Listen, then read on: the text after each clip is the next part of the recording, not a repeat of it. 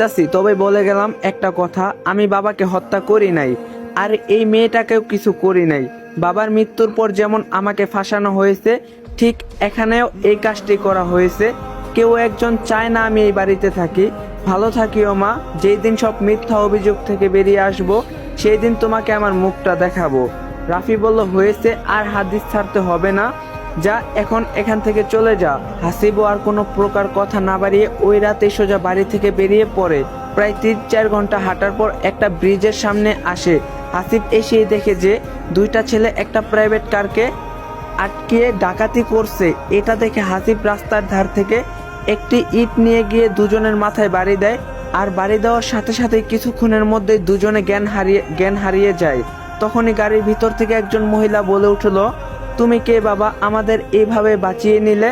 তখন হাসিব বলল, আমি একজন অনাথ ছেলে, রাস্তায় ঘুমায়ে বেড়াই, কাজ করো না তুমি? হাসিব বলল, কেউ কাজ দেয় না আন্টি। সমস্যা নাই, আমি তোমাকে কাজ দিব। আজকে কত বড় দুর্ঘটনা থেকে আমাদেরকে বাঁচাইলা, চলো আমার সাথে আমাদের বাসায়। কথাটি বলা মাত্রই ভিতর থেকে একটি মেয়ে বলে উঠে, মা, এদের বিশ্বাস করতে নেই, কারণ এটা এদের চালও হতে পারে। হাসিব বলল, আপামনি, আমি এমন না, ঠিক আছে? আপনাদের বিশ্বাস না হলে আপনারা যেতে পারেন এখন। আরে বাবা, ওর কথায় রাগ করিও না, আমি তোমাকে দেখেই বুঝে ফেলছি তুমি এমন না। হাসিব বলল, না আন্টি, এই আপুটার বিশ্বাস হচ্ছে না আমাকে। আরে ওটা আমার মেয়ে তামান্না, ওর একটু রাগ বেশি, তবে অনেক ভালো। তুমি উঠে বসো তো আমাদের গাড়িতে। তবুও হাসিব উঠতাছে। এরপরে অনেক বোঝাবুঝির পরে হাসিবকে তারা সাথে করে নিয়ে যায়। হাসিব বলল, এটা আপনাদের বাসা আন্টি?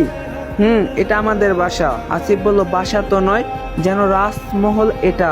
হুম, পাগল ছেলে একটা। আচ্ছা, তোমার বাবা মা নেই? ঠিক তখনই হাসিব বলল, না আন্টি, আমার বাবা মা নেই, রাস্তায় থেকে মানুষ হয়েছি আমি। ও আচ্ছা, তুমি আমাদের গাড়িটা চালানো শিখো, ড্রাইভিং করিও, কেমন?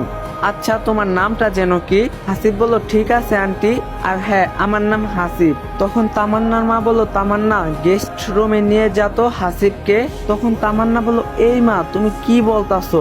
এই থাকবে আমাদের গেস্ট রুমে? তুমি কি পাগল হইছো মা? তখন তামান্নার মা বলল, যা বলতাছি তা কর। তামান্না এক প্রকার বাধ্য হয়ে হাসিবকে গেস্ট রুমে নিয়ে যায়। হাসিব তামান্না রুমে ঢোকার সাথে সাথেই ঠাস ঠাস করে দুইটা থাপ্পড় মারে, আর বলে, এই কুত্তার বাচ্চা, তুই আমাদের বাসায় আসলি কেন? রুমে ঢোকা মাত্রই এমন একটা কাহিনী ঘটে যাবে হাসিব ভাবতেও পারেনি। হাসিব বলল, আশ্চর্য, আপনি আমাকে থাপ্পড় মারলেন কেন? বুঝলাম না। তামান্না বলল, সেটা তো বুঝবি না, সুন্দর মেয়ে দেখছিস তো রাজি হয়ে গিয়েছিস। হাসিব বলল, আপনার কোথাও ভুল হয়েছে, আপনার মা আমাকে জোর করে এনেছে, আমি নিজে আসিনি। তামান্না বলল, হয়েছে, আর বলতে হবে না, তোর মতো ছেলেরা আমার ভালো করে চেনা আছে, বুঝছস? এটা বলেই তামান্না রুম থেকে রাগান্বিত হয়ে বেরিয়ে আসে। আর ওইদিকে হাসিব মনে মনে বলতে থাকে, যাই হোক না কেন, এখানে থেকে আমাকে কিছু করতে হবে। তো এইভাবেই সেই রাতটি কেটে যায় হাসিবের। পরের দিন যখন তামান্না ও তার বাবা মা খেতে বসছিল, ঠিক সেই সময় হাসিব সেখানে উপস্থিত হয়। ঠিক তখনই তামান্নার মা বলে উঠলো, আরে বাবা, তুমি উঠছো? আমি তো ভেবেছি এখনো ওঠো নাই, তাই তোমাকে ডাকতেও যাইনি।